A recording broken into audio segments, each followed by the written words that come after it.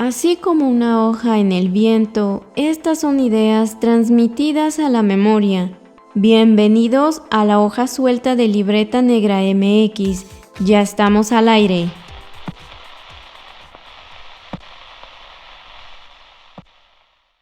Bienvenidos a la hoja suelta número 36. Ya tenemos un récord de continuidad. Les saludan sus anfitriones, Wendy Osorio y Omar Espinosa, ambos arqueólogos, incursionando en este mundo del podcasting, porque pues está buena onda charlar y conversar con múltiples especialistas y de temas bien interesantes. El día de hoy vamos a estar conversando de un tema de actualidad, pero también con una dinámica histórica. Algo que nos ha tenido en crisis pues ya en 2 años, que son las enfermedades y la historia pues de la medicina. Y para eso nos acompaña un especialista, súper especialista en el tema, el etnohistoriador Iván Garrido, que se ha dedicado pues justamente a estar observando estos cambios de enfermar y sanar, y enfermar y sanar, y en este ciclo pues que la humanidad tiene, ¿verdad? ¿Cómo estás, Iván? Nos da mucho gusto tenerte por acá. Hola, Wendy, Omar, bien, súper contento de estar aquí, nervioso, siempre me pone nervioso las entrevistas, pero súper contento y muy agradecido, muchas gracias por la invitación. Pues bienvenido a este espacio de Libreta Negra MX. Nosotros somos tus amigos aquí, arqueólogos, y entonces estás en confianza, así que no te me pongas nerviosos nosotros, Okay. porque tú eres especialista en el tema, ¿no? Entonces, pues gracias por compartir tu tiempo y pues también toda tu sabiduría, todo tu conocimiento, Iván, sobre este tema que, como decía Omar, nos atañe a todos. Claro. Que a veces en el discurso siempre hablamos, ¿no? La salud es lo más importante, más ahora. Lo expresamos todo el tiempo, hay que cuidarnos sobre todo, ¿no? Específicamente de este virus que anda entre nosotros, que llegó para quedarse. Pero pues vemos que en las prácticas respecto a estas enfermedades, a cómo las vivimos, las pensamos, pues varía, ¿no? A veces las descuidamos más de lo que decimos. Entonces, pues vamos a entrar en este tema, algo tan importante que nos atañe, yo creo que a cualquier individuo y a cualquier sociedad, ¿no? Pero entonces vamos a empezar con esto, Iván. La forma en que vamos a tratar, vamos a pensar o vamos a vivir las enfermedades, ¿qué dice de nosotros como sociedad? Uy, eh, en lo personal, yo creo que habla de dos cosas que están íntimamente ligadas la una con la otra. A lo que voy es, eh, las enfermedades convertidas en endemias, epidemias y pandemias hablan en el fondo de nuestra brutal, pero brutal con mayúsculas, capacidad de generar nuestras propias condiciones de riesgo, ¿no? Y frente a ello, estar en permanente estado de vulnerabilidad, ¿no? A ver, yo les preguntaría a ustedes, ¿desde cuándo creen que las pandemias son pandemias? Le preguntaría al público, ¿desde cuándo creen que las pandemias son pandemias? Y eso es a lo que quiero llegar. Las pandemias, las enfermedades se tornan en pandemias en la medida en que el hombre, ha generado esa propia condición de riesgo desde finales del Pleistoceno, ¿no? El sedentarismo implicó no solamente la domesticación de plantas y animales, sino también con ello la generación de las enfermedades infectocontagiosas, ¿no?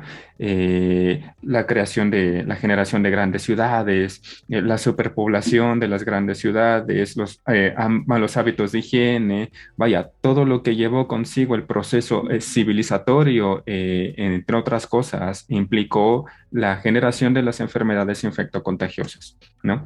Habría que pensar que las pandemias se tornan en pandemias en virtud de procesos de zoonosis, ¿no? Zoonosis que no son otra cosa más que el hecho de que los animales, los ganados, son los grandes reservorios de los virus, ¿no? Desde que el hombre mismo empezó a domesticar a los animales, bueno, desde ahí generó su propio riesgo bueno, contraer enfermedades, los virus de los animales, ¿no? Desde que el hombre aprendió esa capacidad de generar su propio alimento a través de la agricultura, ahí también generó su propia condición de riesgo de enfermedades, ¿no?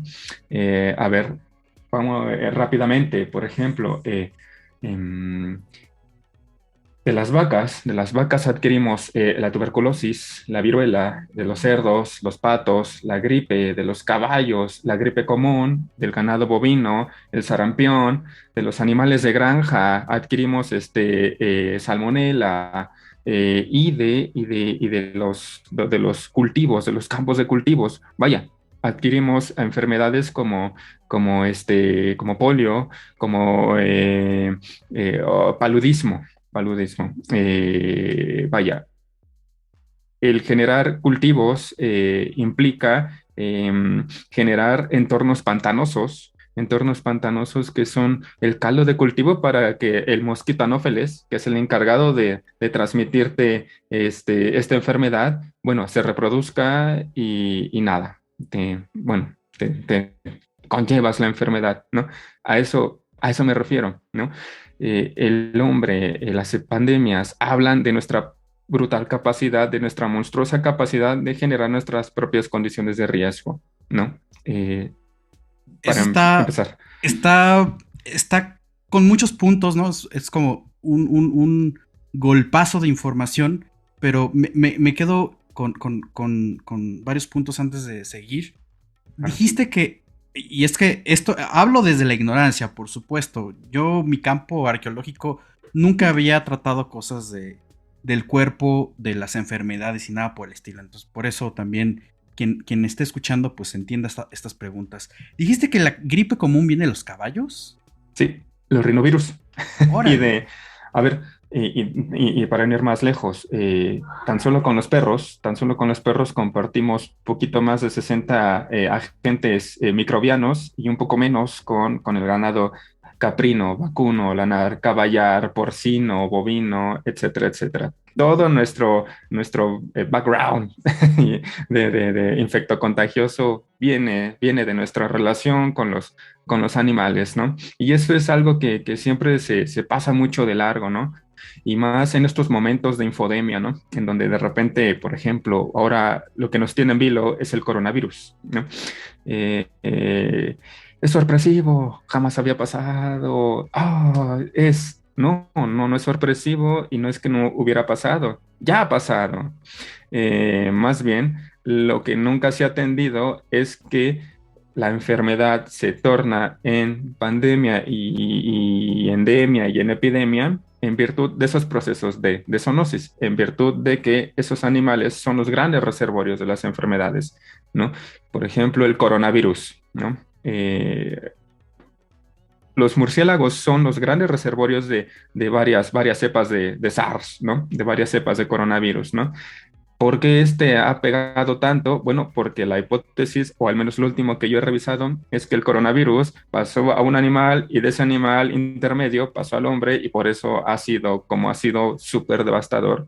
Y en ese tenor, por ejemplo, los murciélagos todo el tiempo viven con fiebre, porque todo el tiempo tienen coronavirus. Órale. ¿No?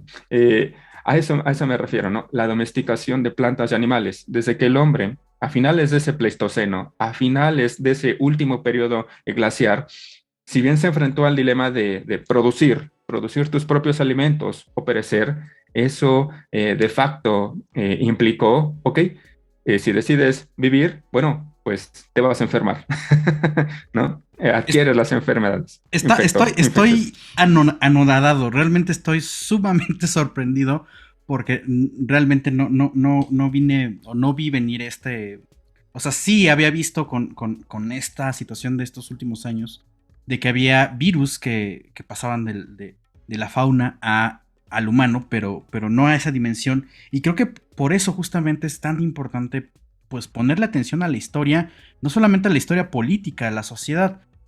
Y a esto iba ahora sí ya dejando mi asombro de lado, que normalmente pensamos en la historia de la sociedad y de la humanidad en general, y particularmente de las ciencias sociales, que este desarrollo, ¿no? Que le vamos a llamar evolucionismo positivista, ¿no? Es decir, la idea de que siempre vamos hacia arriba, ¿no? Mejorando las condiciones.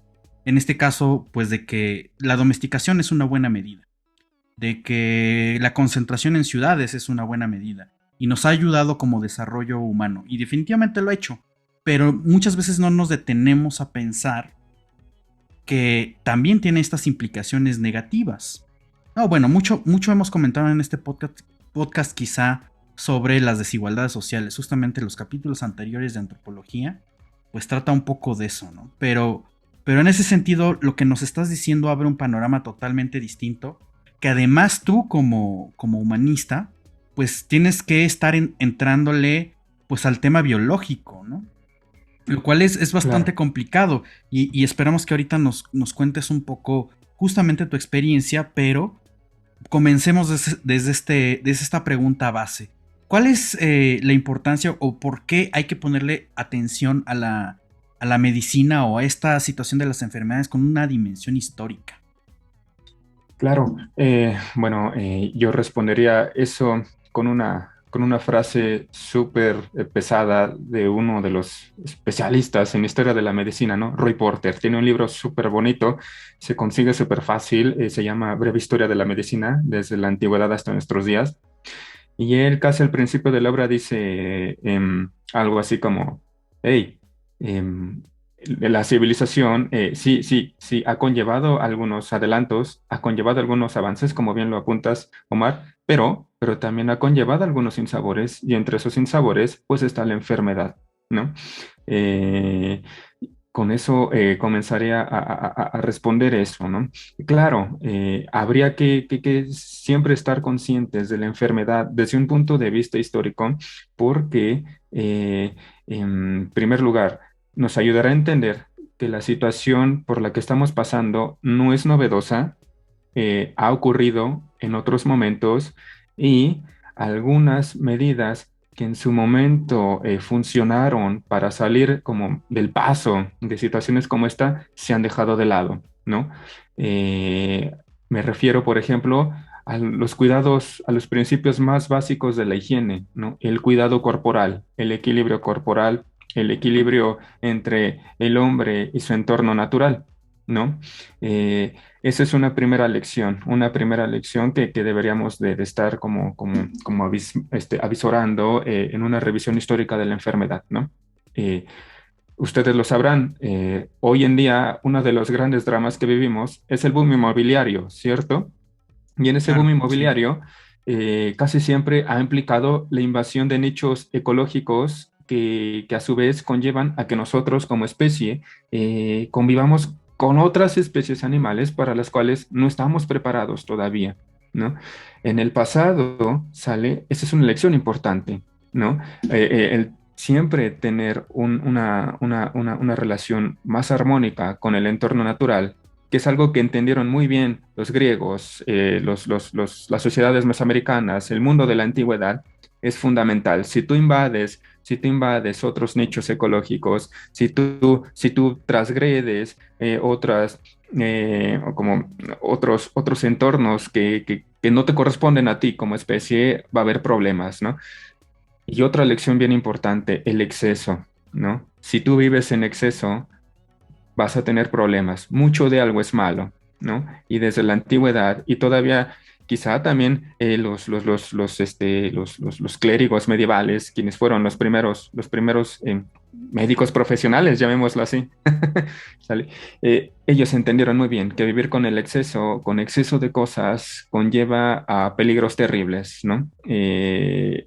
La moderación en todos los ámbitos de la vida, en lo político, en lo económico, en la persona, en lo individual, son la clave para que estas cosas no pasen, ¿no? Siempre mantener el equilibrio entre el consumo de recursos y entre la invasión de otros nichos, entre la convivencia con otras especies, el equilibrio entre el hombre, la naturaleza y la sociedad, también es fundamental, ¿no? Hay varias cosas que se pueden desprender sobre una revisión histórica de la enfermedad, ¿no? Y una más para terminar con la idea. Por ejemplo, hoy en día se achaca mucho al gobierno la responsabilidad de que no ha hecho lo suficiente como para poder enfrentar la pandemia como Dios manda, ¿no? Eso no es novedad, ¿no? Eso ya también ha sucedido. Una de las constantes históricas que permiten entender por qué las pandemias llegan hasta donde llegan es precisamente la falta de acción en materia gubernamental, ¿no? Por una limitación de recursos económicos, porque las agendas políticas, las prioridades son otras, por un sinfín de razones, ¿no? ¿Qué es lo que termina al final pesando en todo esto? Sencillamente la organización social, ¿no? Que es algo que se dejó ver muy bien, por ejemplo, en la pandemia de influenza de 1918, ¿no? En la sociedad, en un mundo en donde los sistemas de salud, como hoy los conocemos, no existen, no quedó de otra más que la organización social, ¿no? Y vivir de manera escalonada y aprender a vivir de manera escalonada durante ¿qué? 2 años, días más, días menos, y eso, por ejemplo, fue una clave, ¿no? Aprender lecciones de organización social, de generar soluciones de abajo para arriba, es algo que también se pasa muy por alto en situaciones como esta. Claro, y aquí lo que tenemos que ver con esta importante perspectiva histórica es que la enfermedad, cuando trasciende al individuo y se convierte en un asunto público, un asunto de Estado, es cuando entonces vemos como invadida esa cotidianidad, porque ya nos vamos a regir por normas, por prescripciones, ¿no? Que están fuera de nuestras formas de vida cotidiana, y entonces empezamos a pensar que no estábamos listos para esto, que no nos tocó una época que quisiéramos vivir, porque es un cambio en nuestra vida que nadie esperaba, pero yo creo que ahí está la importancia, ¿no? De mirar en retrospectiva, por decirlo de algún modo, pues todos estos cambios, todas estas prácticas que hay alrededor de las enfermedades. Pero me gustaría que también nos hablaras un poco más sobre, pues también ha habido también cambios, ¿no? En cuanto a las terminologías o los nuevos conceptos que surgen en estos cambios también de estar tratando las enfermedades cuando se convierten, por ejemplo, en pandemias, ¿no? Entonces, ahorita me gustaría si nos pudieras ilustrar con los conceptos que ahorita mencionaste de las epidemias, pero las endemias y las pandemias. Ok. Bueno, una endemia es cuando una enfermedad pega en un territorio muy pequeño, ¿no? En una región muy minúscula. Epidemia es cuando afecta igual a un conjunto de regiones, o sea, es cuando el alcance de la enfermedad es un poco mayor y la endemia se torna en pandemia cuando ya afecta e impacta a escala planetaria, ¿no? O sea, endemia, algo chiquito, endemia, algo mediano, y pandemia, algo total, ¿no? Eso es como la diferencia básicamente entre esos términos, ¿no? Por ejemplo, en el siglo XIX, la fiebre amarilla fue endémica de los puertos por ejemplo, como el puerto de Veracruz, que fue el puerto de entrada de enfermedades y de mercancías y de comercio por excelencia. Era un puerto muy descuidado, era un muladar. Si uno revisa las guías de forasteros, las novelas costumbristas, no sé, los diarios de viajeros, fuentes del siglo XIX, los personajes que llegan a hablar de los puertos como el de Veracruz hablan pestes, ¿no? Es un lugar horrible, ¿no? Es un matadero. Tú te paras ahí y ya te enfermaste, ¿no? Por ejemplo, no, ahí solamente afectó la fiebre amarilla y, bueno, en ese tenor es que decimos que fue endemia, ¿no? Se quedó ahí y si acaso una otra región, pero nada más. Ok, si tomáramos de ejemplo justamente esta pandemia que estamos viviendo ahora, o sea, en el punto, digamos, en que estaba en Wuhan, es una endemia. Uh-huh. Cuando creció a China, es una epidemia. Y ya cuando pasó a otros países, estamos hablando de la pandemia, ¿correcto? Claro. Ya. Así. Sí.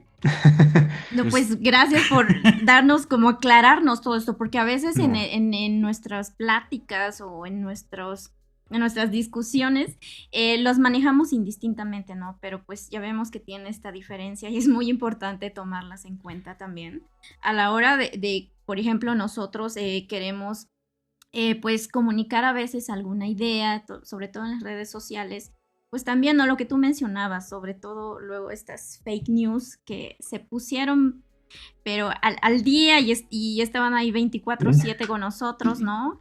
Entonces yo creo que ahí también está la importancia de tener al especialista aquí en sí, Libreta Negra. porque además, hablando y retomando esta última idea que nos decías, de que es muy importante poner atención en la organización social, pensemos que la enfermedad no solamente es un impacto a nivel del cuerpo humano, ¿no? O sea, te enfermas y te debilitas, o sea, hay malestares, tu organismo completo cambia, a lo mejor de manera sistémica o general, esto genera otros cambios. Y yo recuerdo justamente la plática de Concepción Company del Colegio Nacional que fue hace un par de semanas, y ella decía pues que justamente uno de los impactos se ve en el lenguaje que estamos utilizando. Y esta Claro. pregunta de los conceptos, la aclaración que nos acabas de decir, hacer es muy importante, porque yo sí llegué a escuchar pues como epidemia y pandemia como si fuera un mismo nivel, ¿no? Y yo hasta cierto grado pues más o menos tenía la noción de que era como por escala, pero no tenía claro el concepto de esta diferencia. Y por supuesto, bueno, pues ya ni nos inmuta como utilizar otras palabras que no estaban en nuestros vocablos comunes, ¿no? Obviamente, epidemia, pandemia no era algo que usáramos de manera cotidiana. Vacunas, cubrebocas, no sé, hospitales, bueno, hospital a lo mejor sí, pero, o sea, todo este conjunto de palabras, ¿no? Que nos habla de algo muy particular y que ahora lo texteamos, lo ponemos en redes sociales y demás. Y ahora que estabas mencionando justamente esta escala de enfermedades, y ahora que nombras el puerto de Veracruz como un ejemplo emblemático de algo que no pasó más allá, platícanos un poco justamente del panorama de la enfermedad y la sanación en México, para que asentemos ahora sí que algunos ejemplos que nos son más cercanos y también con esta dimensión histórica. ¿Cómo vamos o cómo nos ha ido en ese sentido? Bueno, sí, han pegado las pandemias duro en términos históricos, ¿no? Ah, ah, si nos retachamos al lejano siglo XVI, bueno, tenemos la pandemia de viruela de 1520, ¿no? Tenemos el sarampión, ¿no? Y tenemos también epidemias de influenza. Y de ahí, bueno, epidemias de tifo, por ejemplo, muy esporádicas, muy aisladas, pero muy agresivas. Y para el siglo XIX, yo creo que los dos siglos más duros en términos pandémicos para México han sido el siglo XVI y el siglo XIX, con la llegada del cólera morbo, ¿no? Un cólera que fue la madre de las pandemias del siglo XIX, ¿no? Hace eso, sale de Asia en la segunda década de los 1800, y desde ahí va a estar pegando en México y en todo el mundo hasta bien entrado el siglo XX, ¿no? Para el caso mexicano, bueno, han pegado fuertemente, y una constante que les puedo decir es que, muy a pesar de que la enfermedad haya golpeado durísimo, y que ha trastornado socialmente, económicamente, políticamente, cotidianamente a las sociedades mexicanas a las sociedades mexicanas de antaño, eh, y seguramente esto le va a sonar familiar al público. La gente no hacía tanto caso de los dictados sanitarios. no, definitivamente los dictados de las autoridades, en este caso el ayuntamiento capitalino, el ayuntamiento que fue el encargado de velar por los asuntos públicos de la Ciudad de México desde bien temprano, desde esa mitad del siglo XVI, bien pronto, hasta que las primeras 2 décadas, 3 décadas del siglo XX, los dictados emanados de ese organismo y de los facultativos y de toda autoridad sanitaria en torno a prevenir la enfermedad no eran muy bien escuchados. Y esto es algo que de verdad debería de sonar muy familiar, ¿no? Ponte el cubrebocas y pocos usan cubrebocas. Sana distancia y no hay sana distancia. Quédate en casa. Y no se puede, pero hay que matizar ahí, ¿no? Bueno, a donde quiero dirigir esto no es que la gente sea ignorante, como se suele manejar, ¿no? No es que la gente sea malintencionada o necia o actúe de mala fe, no, es que sencillamente los usos y costumbres en la cotidianidad en materia sanitaria terminan pesando muchísimo más que los dictados sanitarios, toda vez que hoy en día la figura del médico sigue siendo mal vista bueno, desde la vida cotidiana, ¿no? Eso, por ejemplo, yo les podría decir, las pandemias han golpeado fuertemente, a México no le ha ido muy bien en sucesivos momentos de la historia, repito, particularmente con las epidemias de viruela, influenza, sarampión y cólera morbo y tifo en las costas y en la Ciudad de México, en los barrios periféricos particularmente, pero la gente no está muy preocupada o no ha estado históricamente preocupada por seguir los dictados de la higiene, ¿no? Y porque el médico, vaya, el médico y lo podemos ver hoy en día, es un matasanos en el imaginario de la gente de a pie, ¿no? O sea, eso es una constante histórica y es increíble que ese tipo de cuestiones se pasen por alto también, ¿no? O sea, vamos al médico ya hasta cuando nos sentimos pésimo, pues. Exacto, exacto. Hay por ejemplo, lo podemos ver en obras como Los bandidos de Río Frío, ¿no? O en novelas como Los Mexicanos, perdón, en obras como esta de Los Mexicanos pintados por sí mismos, en donde van describiendo los oficios representativos de la identidad nacional mexicana en ese siglo XIX. Y por ejemplo, cuando llegas a leer el extracto de la partera, es algo así como de, vamos con doña fulanita y nos hace esto y te mueve esto y te hace esto y te soluciona y así, ¿no?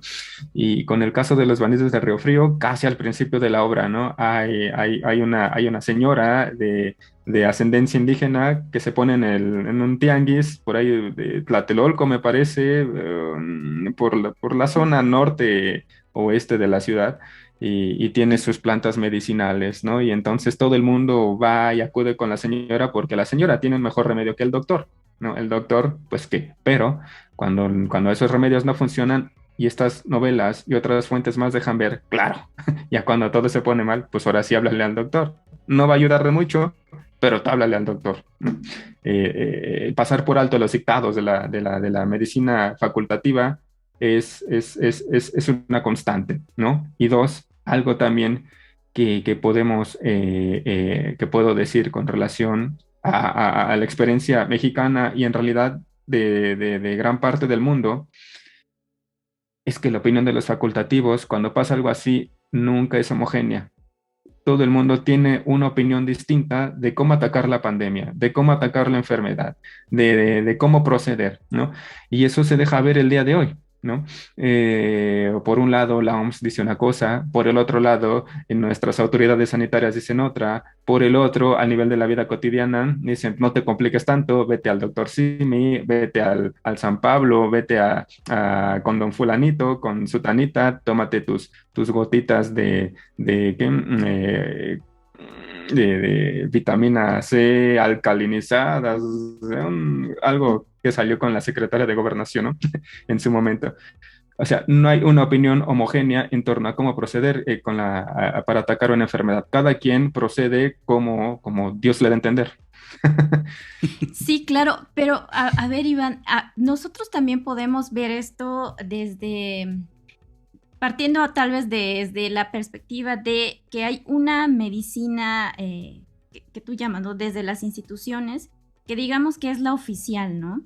Y la otra, que son todos estos que se circunscriben pues a la ideología, a las tradiciones, al acudir a especialistas que no son reconocidos como médicos en el sentido convencional, sino más bien estos como curanderos o las parteras, ¿no? Y que vemos que siguen vigentes y por supuesto cambia mucho la dinámica cuando recurrimos a ellos en el entorno urbano o en el entorno rural, ¿no? Porque también el papel del curandero es diferente en ciertas comunidades, tiene un papel muy importante, Es a diferencia, fuertísimo. por ejemplo, de la Ciudad de México, ¿no?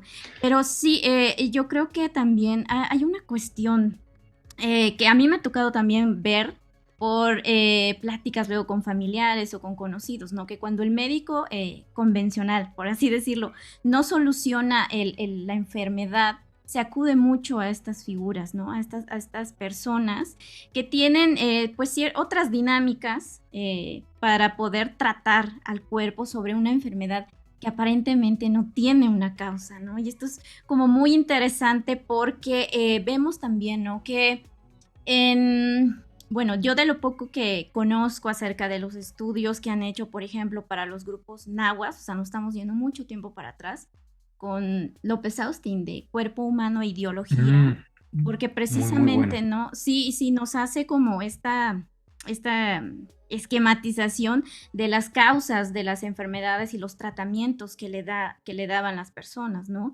Y existen pues dentro de la ideología diferentes causas y por ende diferentes tratamientos que se le dan. Entonces esto yo creo que es muy importante porque pues vemos que existe, ¿no? Esta cuestión de la enfermedad, pero también los diferentes procesos en los cuales cada sociedad las vive, las piensa y las practica, ¿no? Esto va a repercutir pues, Claro. en las acciones de la vida cotidiana, en el mismo lenguaje y en la forma también en que nosotros vamos a recurrir en algún momento a un tipo de especialista u otro, ¿no? Entonces, a mí me parece muy importante esta parte. A ver, ¿qué nos puedes decir sobre todos estos diferentes sistemas, si podemos llamarles sistemas de salud, que tenemos aún en el presente, ¿no? Pero luego a veces no podemos tal vez diferenciar y entonces criticamos que cierta figura pública recurra, por ejemplo, a un amuleto diciendo que eso lo va a proteger del coronavirus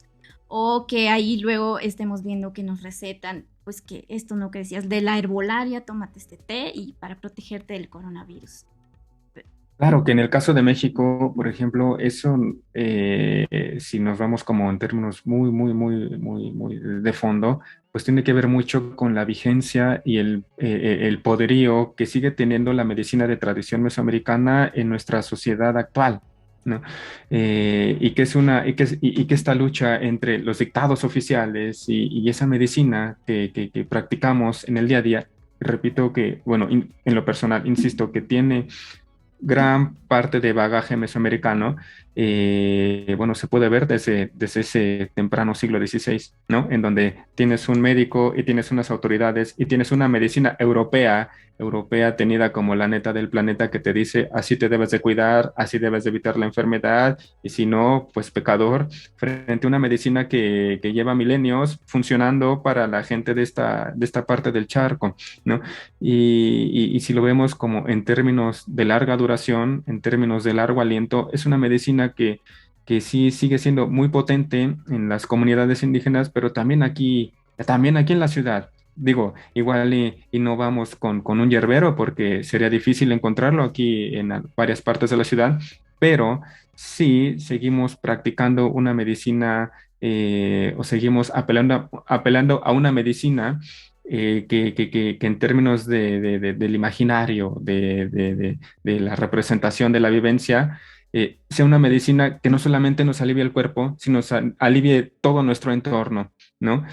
A eso es a lo que me refiero con relación, por ejemplo, a la experiencia mexicana, ¿no? El peso de la tradición mesoamericana, de la medicina mesoamericana, que es una medicina abocada no solamente a aliviarte el cuerpo, sino también en todo tu entorno, ¿no? El caso más representativo lo tenemos con el Ijiot, ¿no? Con el Ijiot mexica, ¿no? En donde si tú te enfermas, bueno, eso habla de un desequilibrio que has adquirido entre tu cuerpo, el entorno natural y tu entorno social, ¿no? Increíblemente, y es algo que yo continúo viendo, esa medicina es la que se sigue exigiendo. No se exige el trabajo del facultativo, se exige que una medicina que alivie todo tu entorno, que te devuelva como el equilibrio, como esa armonía, ¿no? Por eso el médico no es tan solicitado, por eso el médico resulta ser la última alternativa, porque el médico no tiene esa visión. La medicina del médico oficial, vaya, está dirigida a curarte el cuerpo, ¿no? Pero no más allá de eso. Y esta lucha entre esa medicina occidental, ortodoxa, europea, que tiene todo de galénico y nada de hipocrático, y la medicina de carácter mesoamericano, y con esto, insisto, una medicina que busca aliviar todo tu entorno. Sigue estando, esa lucha sigue estando presente aquí, ¿no?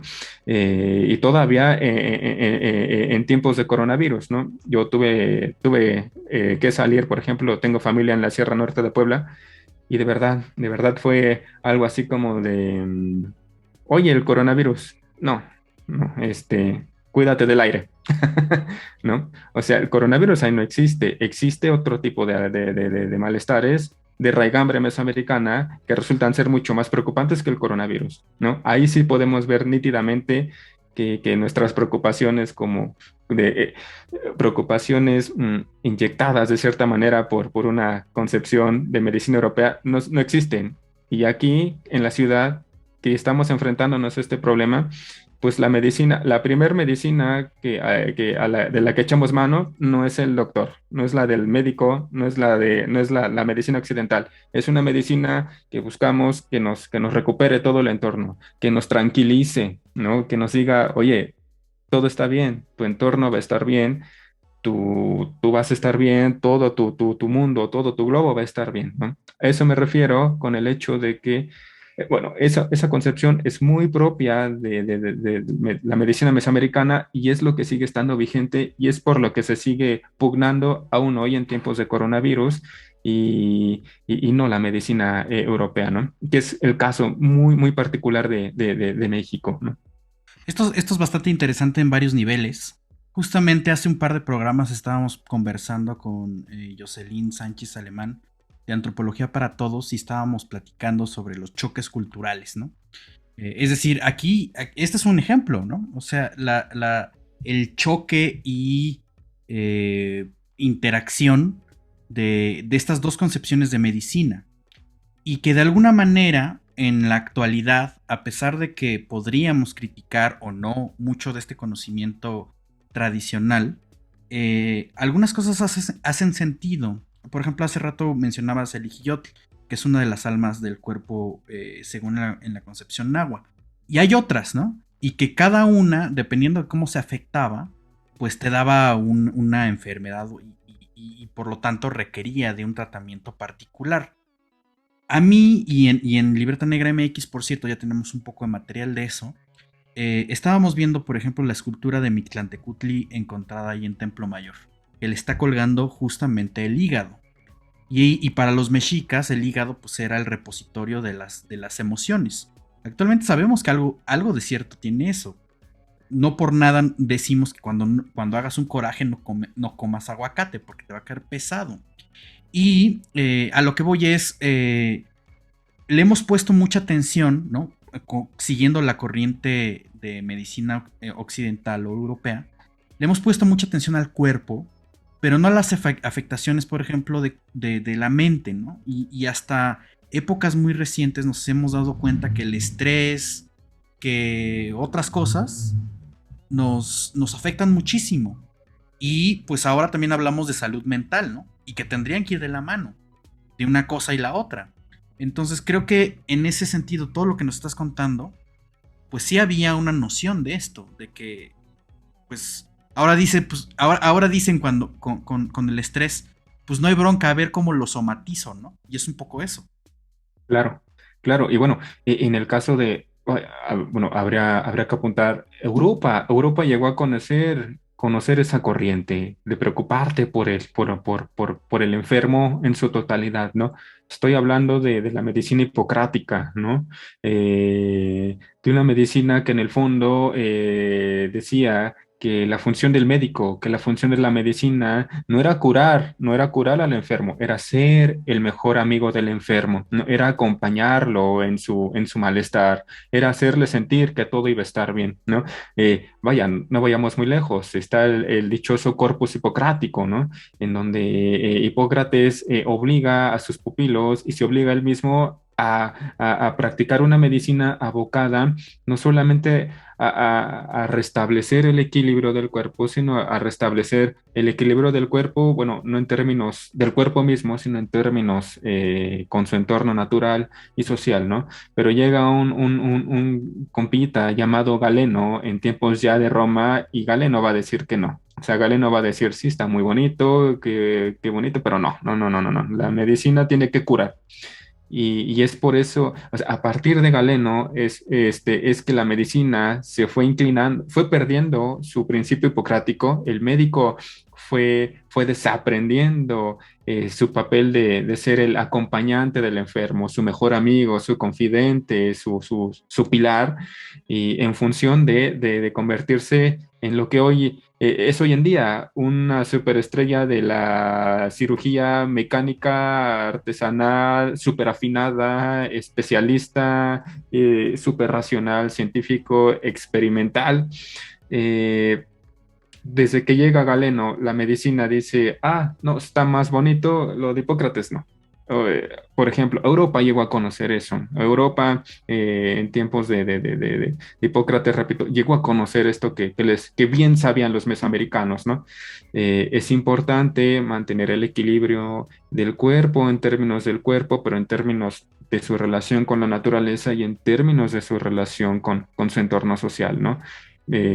Solamente que en Europa, bueno, serio ese crack que les digo, ¿no? La medicina de hoy en día es completamente galénica y vaya, no habría que ser tan injustos tampoco porque es sorprendente, bueno, a mí se me hace súper interesantísimo cómo hoy en tiempos de COVID los médicos se están dando cuenta de que es importante atender las emociones, es importante atender algo que vaya más allá del cuerpo, es importante hacerle ver al paciente que todo va a estar bien. Pareciera ser que tuvo que pasar un tren por encima de todos nosotros, como es el del COVID, para que los médicos volvieran a aprender a ser el mejor amigo del enfermo, ¿no?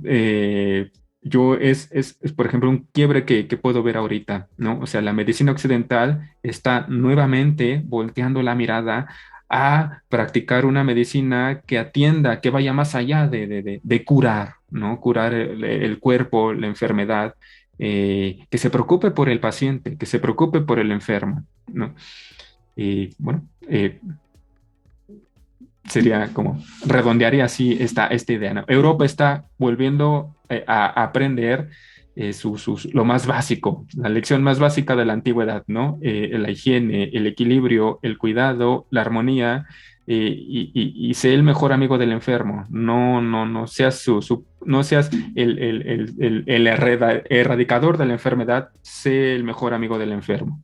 Sí, y este punto que mencionas del equilibrio, que también es, yo recuerdo, por ejemplo, en muchos trabajos de este etnógrafo Alfonso Villarroja, sobre todo con los grupos mayas, hablaban mucho, ¿no? De este centro de equilibrio en el cuerpo humano, que es el tipte, que es se ubica cerca del ombligo, que cuando hay un desequilibrio por diferentes causas, muchas veces asociadas al propio comportamiento del individuo, hacia su entorno, hacia los dioses, por ejemplo, pues había un desequilibrio que desencadenaba ahí una serie de enfermedades, ¿no? Entonces, para volver a restablecer este equilibrio, pues se recurría a diferentes, el especialista que suministraba pues diferentes tratamientos, desde la herbolaria, los masajes, pero también tomando en cuenta, ¿no? este aspecto de la conducta del individuo dentro de un sistema de creencias, de ideologías, de prácticas de vida cotidiana establecidas por cada sociedad, ¿no? Entonces, a lo que voy con esto es que ¿en qué momento se pasa, por ejemplo, de considerar a contemplar en este acompañamiento que se le da al individuo en su enfermedad, pues a considerar este entorno como causante o como medio también para encontrar pues soluciones que a veces la medicina occidental no puede lograr por sí sola? Si tienes como ahí, nos podrías profundizar más si hay algún momento donde se dan cuenta de que las humanidades, por ejemplo, van a empezar a tener cabida en estos procesos de tratamientos, por ejemplo, ya pensando en las pandemias. Híjole, yo, bueno, respondo a partir de lo que he revisado. Yo creo que con esto, yo creo con Apenas. apenas, ¿no? A ver, entendamos algo.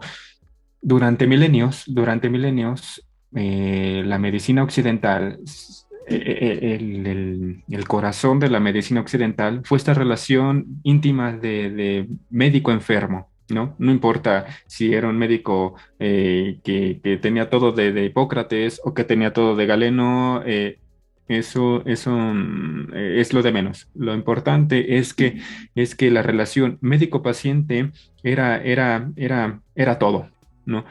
Eh, Cuando llega el siglo XX, finales del siglo XIX, siglo XX, ¿no? Con la llegada y la construcción de esto que vamos a conocer como la dinámica imperialista y la formación de los totalitarismos, ahí hay un cambio de chip, ¿no? Ahí de repente las élites van a decir, no, esa medicina no sirve.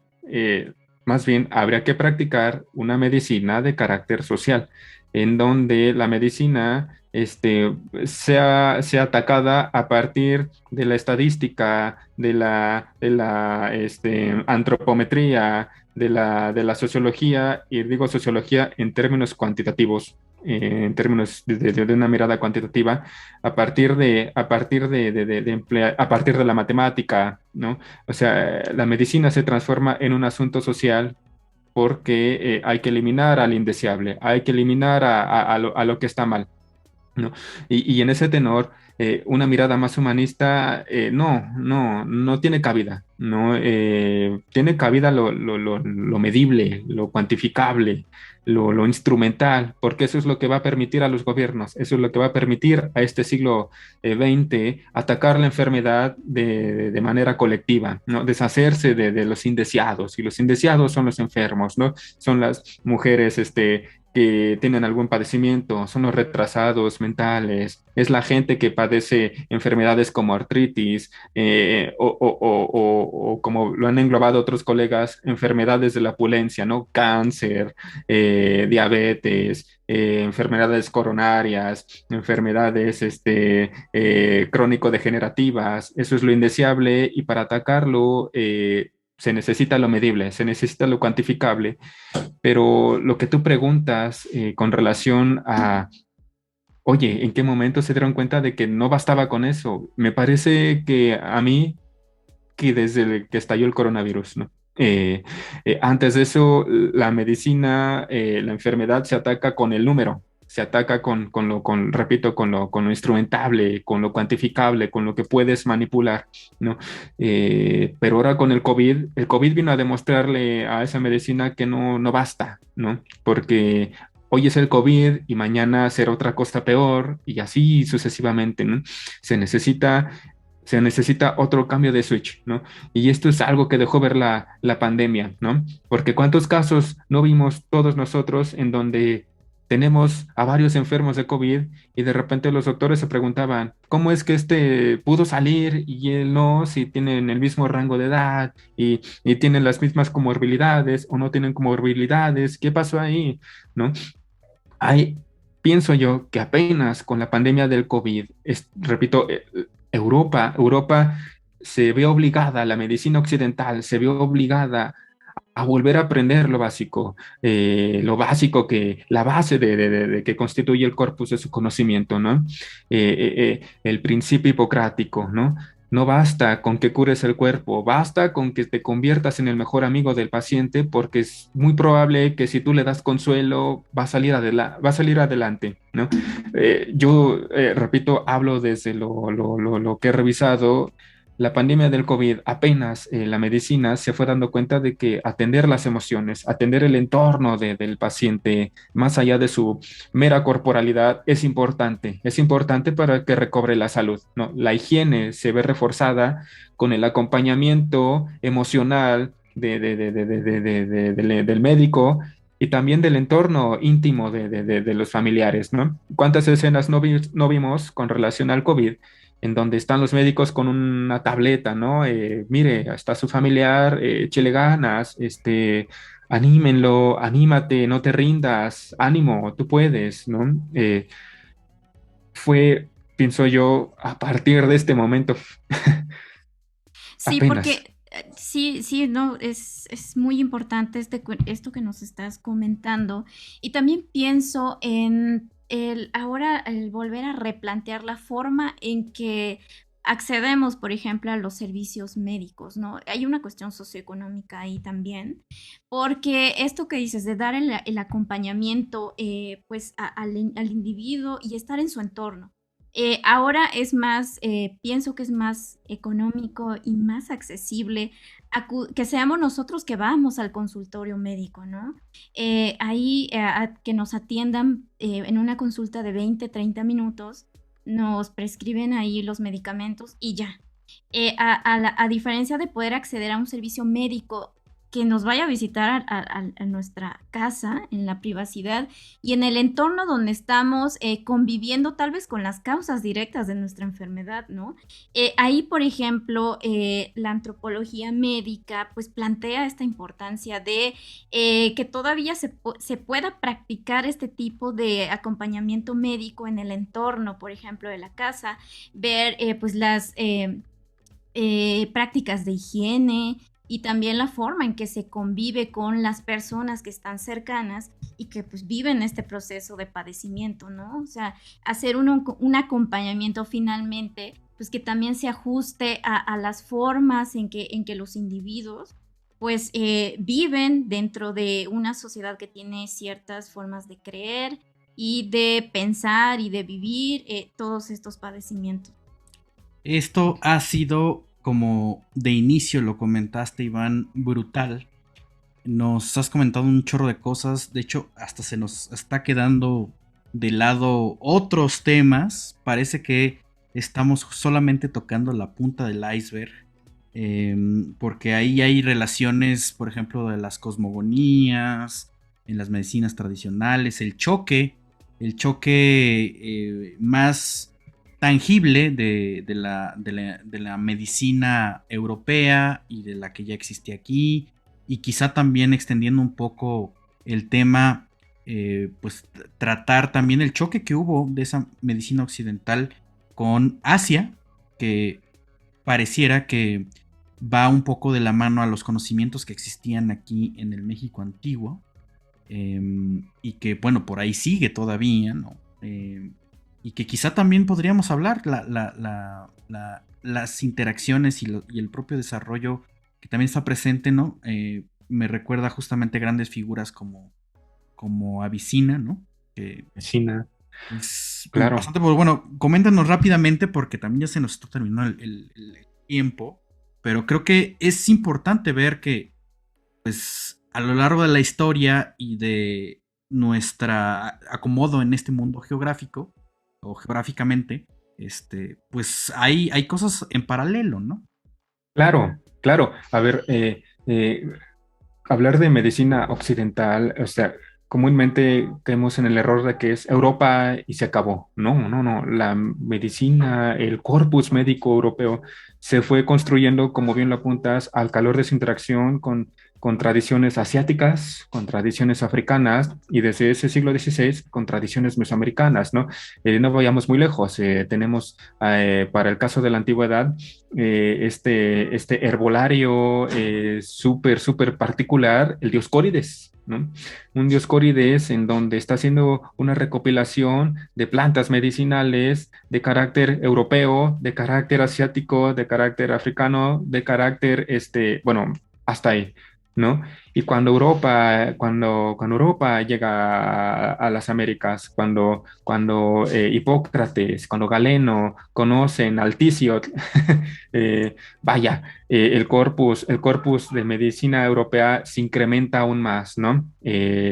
Como esto está, la planta, el palo Michoacán, hay dos plantas que se daban en Michoacán y otra en Perú que terminaron funcionando como infusiones o como pomadas, ¿cómo se llama esto cuando aspiras? Se me olvidó. Eh, Mm, bueno, la idea es que es vía que lo aspiras, ¿no? Ajá, sí, claro, como cuando te enfermas de gripa y pones a hervir Vaporub y te despejas las vías, ¿no? A eso voy, se me olvidó la palabra, pero por ejemplo, lo que fueron, Vaporizaciones, no, ¿no? Hay un tiene término más, hay un término, sí, pero se me fue ahorita. No, pues tampoco Eh, lo manejamos.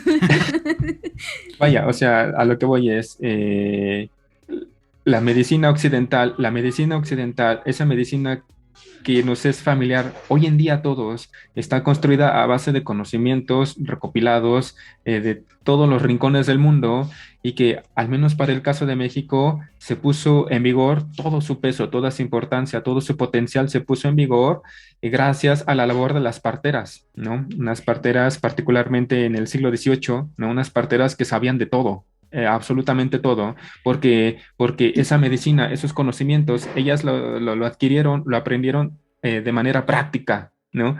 Yo podría decir que desde ese siglo XVIII colonial hasta nuestros días, la medicina que sigue imperando es esa medicina eh, con la que convivimos todos los días, ¿no? Que practicamos de abajo para arriba y no de arriba para abajo, ¿no? Una medicina que es práctica, que es tranquilizadora, que te da paz y no los dictados de la autoridad, ¿no? Pero bueno, insisto, sí, la medicina europea desde la antigüedad tiene todo de asiático. Gran parte de lo que sabe Europa de medicina le vino de Asia, ¿no?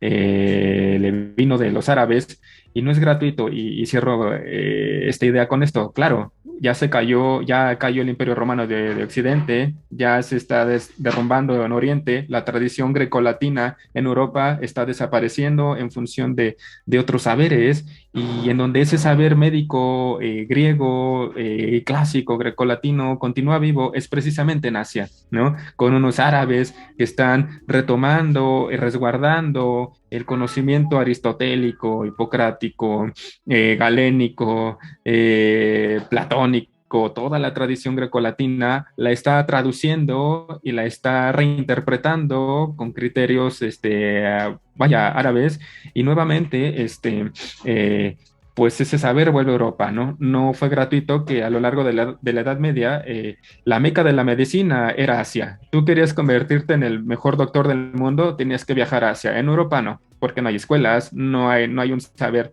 súper fuerte en términos médicos, en donde está todo ese saber es en Asia, ¿no? Por ejemplo, claro, porque ahí continuó viva esa tradición, ¿no? Eh, y, y termino con eso. Bueno, Redondeo con eso. y no nos podemos ir. Yo aquí sí quiero preguntar tu opinión. Pues tú tienes todo este conocimiento, esta formación histórica, pero desde hace décadas o algunos años para acá vemos estas prácticas de ciertos grupos con ciertas características que hablan de una medicina holística, que sí se desprenden mucho de esta cuestión New Age, pero que hacen como la marca, porque pues es una cuestión muy comercial, manejan como este eslogan, por así decir, que tienen pues conocimientos o tratamientos de la tradición china, la tradición mesoamericana, y que necesitamos rescatar y volver a practicar, o sea, como si no existiera más allá de estos grupos, pues estas técnicas de tratamientos para enfermedades que la medicina convencional, por ejemplo, no puede resolver. Me gustaría que nos contaras pues tu opinión al respecto, porque pues sí hay como mucha respuesta por parte de las personas, o sea, usuarios que recurren también a este tipo de agrupaciones, por así decir, ¿no? Entonces ahí también hay algo muy, muy importante. ¿Qué está pasando? Bueno, yo no conozco esos grupos, pero me quedo con una cosa que dices, ¿no? Regresar a la noción de equilibrio, ¿no? No es nuevo y no es exclusivo de esos grupos, obviamente, ¿no? Es un fenómeno de largo aliento, ¿no? Que se conoció súper bien en la antigüedad, y que los antiguos, llámense griegos, llámense mexicas, llámense mayas, llámense cualquier grupo andino, cualquier grupo asiático, cualquier grupo africano, cualquiera en el mundo antiguo sabía que la única manera de conservar tu salud y de potenciarla era estando en equilibrio, ¿no? En equilibrio contigo, en equilibrio con el entorno natural y en equilibrio con el entorno social. Eh, en la academia creemos que esto es exclusivo de los mexicas, ¿no? El Ijío, no, los europeos también sabían de eso, la gente en el mundo antiguo conoce eso, claro, porque la esperanza de vida no era muy grande y no había gran cosa para mejorar la salud. Vaya, 30 años ya eras muy viejo, ¿no? 40 ya estabas súper achacadísimo, ¿no? Obviamente, no hay, como no hay la medicina, no hay penicilina, no hay retrovirales, no hay vacunas, no hay antibióticos. O sea, en su lugar, ¿qué hay? Los principios de la higiene, el equilibrio. Cuídate tú, sé moderado con tu persona, sé moderado con tus emociones. Aquí hago este paréntesis, sé moderado con tus emociones. Claro, la tradición humoral, ¿no? Hipócrates, si tú te enojas, bueno, vas a sentir el estómago ardiendo, ¿no? Derramas bilis, ¿no? Y cuando se derrama la bilis es que tienes esa sensación de que me arde, siento feo, ¿no? Eh, estás triste, bueno, melancolía, la bilis negra, ¿no? Y entonces decía Hipócrates, vas a sentir un vacío aquí, dirían, bueno, en lo que conocemos como la caja torácica, ¿no? Sientes frío. Cuando estás en un momento de suma tristeza, sientes frío, ¿no? Y sientes un huecote. Esa es la bilis negra para Hipócrates, ¿no? Tienes calor, tienes fiebre. Bueno, está no recuerdo cómo se llama este fluido. El chiste es bilis negra, bilis, no recuerdo cuál era el nombre de las lágrimas, del sudor, ¿sale? Pero bueno, es importante en la teoría moral porque te permite mantener el cuerpo, vaya, fresco, ¿no? Le permite mantener tu cuerpo, bueno, estar en estado como eh, vaya, el sacar líquido por los ojos, el sudar, le restas peso al cuerpo, ¿no? Y eso es importante. Estás en un periodo de mucho calor, vas a sudar, ¿no? Y si no sudas, te vas a enfermar, ¿no? Estás con mucha tristeza, tienes ganas de llorar y y no puedes llorar o no quieres llorar, te vas a enfermar más, ¿no? Sale la teoría moral: cuida tus emociones, atiende tus emociones, conoce tus emociones. Eso es algo que se conocía perfectamente en la antigüedad. Entonces, bueno, yo diría, para responder a tu pregunta, no, esas lecciones de equilibrio, equilibrio con tu cuerpo, equilibrio con tus emociones, equilibrio con el entorno natural, el equilibrio con el entorno social, eso es una lección muy, súper añeja, que es imprescindible retomar en estos momentos, ¿no? Bueno, quizá en principio nadie lo vería como importante, nadie lo considera importante, pero yo les digo una cosa, desde la antigüedad hasta nuestros días, los principios de la higiene han salvado más vidas que cualquier otra cosa, ¿no? Pues es el recorrido grandísimo y de nuevo, creo que hay muchísimos detalles que comentar ahí. De nuevo, pensando en las tradiciones y este choque de lo que actualmente pensamos como una medicina científica y pues este conocimiento que quizá desdeñamos, pero que también tiene algo que tenemos que tomar conciencia.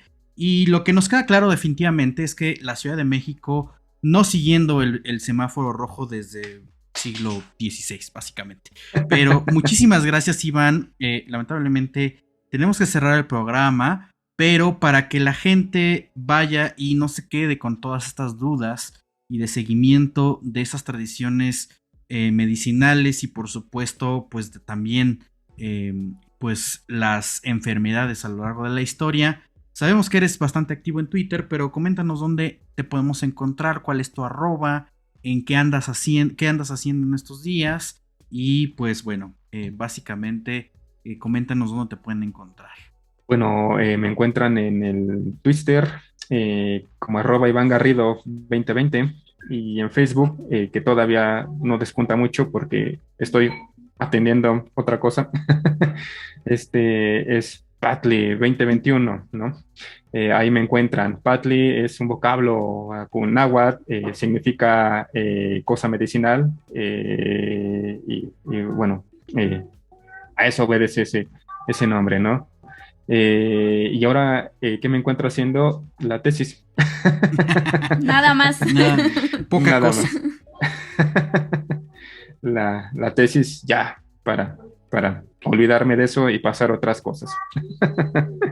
Es Pues, importante también. Sí, y entre otras cosas, te agradecemos mucho que nos dediques este tiempo y a la audiencia para compartir este conocimiento que es necesario poner al alcance, ¿no? También este trabajo que dices que haces en redes, pues también ahí está la importancia en estos tiempos y todo el tiempo de hacer difusión y divulgación, ¿no? También de el conocimiento que adquirimos, ¿no? Entonces, en Libreta Negra también esa es una de nuestras banderas de trabajo. Precisamente la socialización del conocimiento especializado, que no es spoiler, pero no es nada fácil. Entonces, pues ahí, muchas gracias, Iván, y pues ahí están las redes sociales también para que lo puedan contactar y preguntar acerca de este tema que es súper amplio. Y pues también no dejen de seguir al proyecto de Libreta Negra MX. Nosotros estamos en Twitter, en Facebook como Libreta Negra MX, también en el canal de YouTube. Suscríbanse, activen la campanita para que les notifique de todos los estrenos como este que seguramente están escuchando. Y pues también en las plataformas de podcast, principalmente Spotify, iVoox, Google Podcast y pues básicamente en todas las plataformas de podcast. Así es, y pues bueno, con esto concluimos. Como pueden darse cuenta, pues no estamos viviendo una situación que la humanidad no desconozca, pero que muchas veces se nos pasa por alto y debemos de tener conciencia de que no solamente es un problema individual, sino que también es derivado de estas llamados evoluciones sociales, ¿no? Debemos de cuidarnos mucho porque seguimos Claro. en medio de esta crisis sanitaria y pues nos escuchamos la siguiente vez con otro gran tema. Muchas gracias. Gracias. Gracias, muchas gracias. Bye.